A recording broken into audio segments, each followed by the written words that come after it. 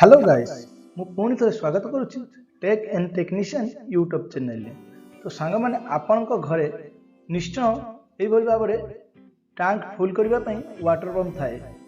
जिते आपण tank full हो जाए वो एवं टैंक ओवरफ्लो होता है तो आपन से समय मोटर अधिक समय रनिंग होता है जहाँद्वारा आपण एनर्जी सरी थाए। तो मुझे आज यही वीडियो आपण मानक एमती गोटे डिवाइस कहबी जहाँद्वारा आपंकर पंप को जिते टैंक फुल हो जाए ऑटोमेटिक ऑन आउ ऑफ करें।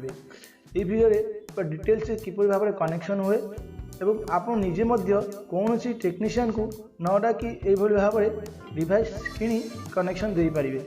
तो चलो देखा यार कनेक्शन किपर होता है। एथिपाई आमर कौन कौन आवश्यक होता है देखा।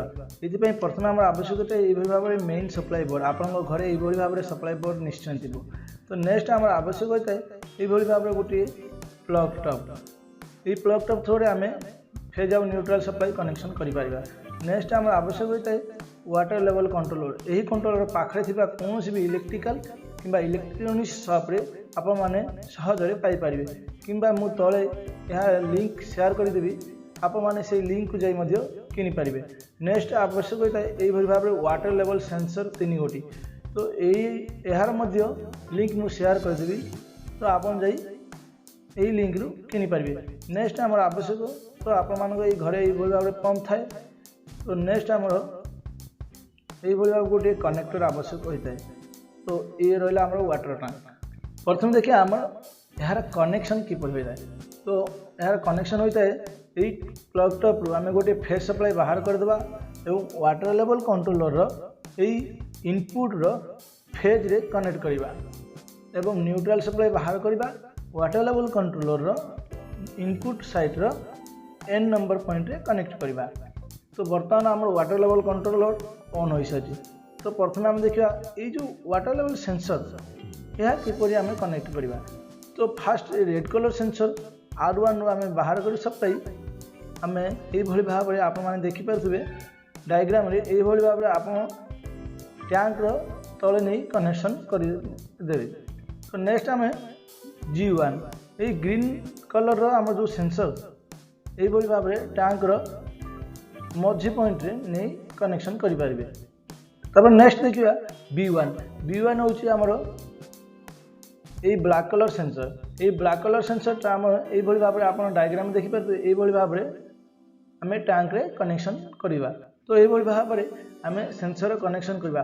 तो यह काम किपर करे जिते बड़े आमर ये रेड कलर सेंसर एक्टिव हो जाए से समय आम वाटर लेवल को सिग्नल जाए कि आमर टांकी रे पानी सरी जाए। से समय कौन करे आउटपुट साइड ऑन हो जाए जहाँद्वारा आप मोटर ऑन हो जाए। तो आउटपुट साइड किपर भाव में कनेक्शन करवा यही पी पॉइंट रू आउटपुट रो गोटे सप्लाई बाहर करी आम यही कनेक्टर रे देदेवा एवं कनेक्टर रू अन्य गोटे बाहर करी आम मोटर रे कनेक्शन करवा एवं एन साइड रे आउटपुट रू आम सप्लाई बाहर करी ये कनेक्टर रे देदेवा एवं कनेक्टर रू आम मोटर को कनेक्शन करवा। ये भाव में आउटपुट साइड रे कनेक्शन हो जाए। जिते बड़े आपण पानी शेष हो रेड सेंसर एक्टिवेशन हो जाए ठीक से समय आमर वाटर लेवल को सिग्नल मिल जाए कि पानी आमर शेष हो जाए। से समय आमर आउटपुट साइड ऑन हो जाए एवं आपण मोटर ऑन हो जाए। ठीक से भाई जिते आपन को ब्लैक कलर सेंसर एक्टिवेशन हो जाए ठीक से समय कंट्रोलर को सिग्नल मिले कि आपण को टैंक फुल हो सारी। से समय आपण मोटर को सप्लाई बंद कर दो आउटपुट साइड रे। यही भाव में आप निजे घरे मध्य कौन सी टेक्नीशियन को न डाकी गोटे बॉक्स मध्य ये कंट्रोलर को किणी आपण कनेक्शन दे पारे। तो गाइस आपण मानू ये वीडियो रे कौन सी भी डाउट अच्छी तले कमेंट करी कहतु।